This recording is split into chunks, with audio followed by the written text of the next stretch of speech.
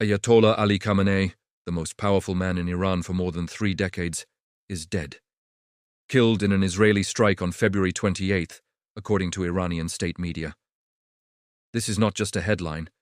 This is a geopolitical earthquake. Because when the supreme leader dies, especially violently, the question is to just who replaces him. The real question is who actually controls Iran now. And what happens next? For the Middle East, for oil markets, and for the United States. Let's break it down. What happened? Iran confirmed that Khamenei was killed in an Israeli attack on his residence in Tehran. That alone is extraordinary. The supreme leader isn't just a political figure.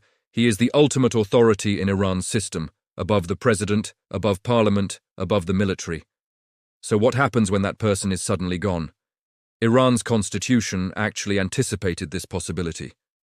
There is a formal succession mechanism. A temporary leadership council has been activated. It includes President Masoud Pezeshkian, senior cleric Alireza Arafi, and Judiciary Chief Gholam Hossein Mohseni Ejei.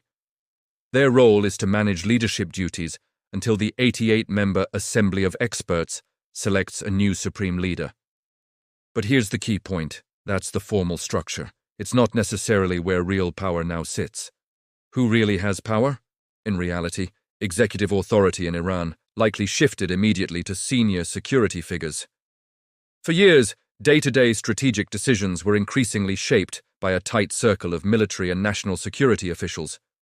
2 names matter here: Ali Larijani, who heads the Supreme National Security Council, and Mohammad Bakr Kalibaf, Parliament Speaker and former Revolutionary Guard commander. These are not symbolic politicians. They are system insiders with deep ties to the security establishment. And in moments of crisis, especially during war, power consolidates around the people who control coercive capacity. That means the Islamic Revolutionary Guard Corps, IRGC, the intelligence services, the national security apparatus. So while the constitutional process unfolds in public, Iran is almost certainly being steered by a small security corps behind the scenes, and that has major implications. So what changes immediately, in the short term? Probably less than many people think. The new leadership has every incentive to project continuity.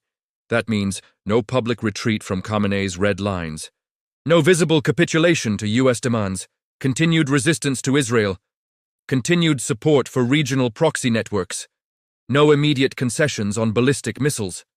Why? Because regime stability is now priority number 1. When a long-standing leader dies violently, the system's first instinct is survival, not reform. They will canonize Khamenei, frame him as a martyr, double down on unity, and domestically, security forces are likely to intensify suppression of dissent. Periods of transition are dangerous for authoritarian systems. The regime will want to ensure no perception of weakness.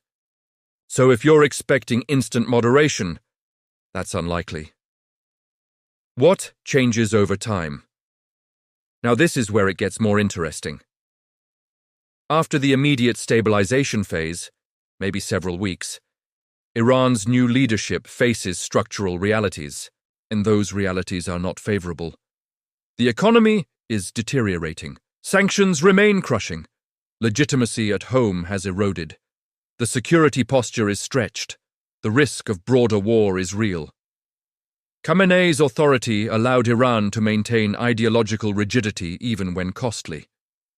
A post-Khamenei leadership might be more pragmatic, not because they are reformists, but because the strategic position is becoming unsustainable.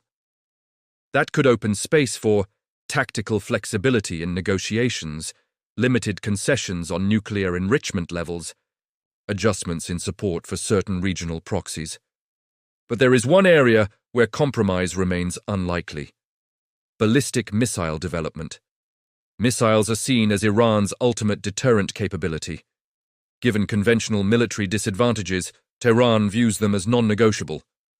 So any diplomatic recalibration would likely stop short of that line. What does Trump do? From Washington's perspective, this moment presents both risk and opportunity. President Donald Trump has already signaled that he sees this as a potential opening. The logic is straightforward.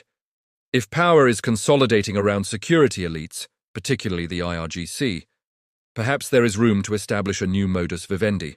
The US may be exploring back-channel communications. That would not be unusual in a moment like this, but here's the tension. The administration is also likely to maintain military leverage. Why? Because from Washington's standpoint, the objective is not just de-escalation. It is structural concessions on missiles, on nuclear activity, on proxy networks. And unless Iran is prepared to move meaningfully on those three fronts, stabilization will remain difficult. Even without Khamenei. In other words, the personality has changed. The structural conflict has not. Khamenei's death is historic. But the survival of the Islamic Republic does not hinge on one man. The system was built to endure precisely this kind of shock.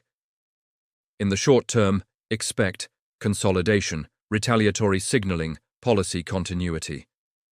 In the medium term, watch for quiet pragmatism, controlled recalibration, tactical negotiation windows. The key variables now are: 1. Does the conflict escalate further? 2. Does Iran disrupt regional energy flows? And can Washington and Tehran find a narrow path toward de-escalation without either side appearing to capitulate? Because if they can't, this transition could become the opening chapter of something much larger and much more dangerous.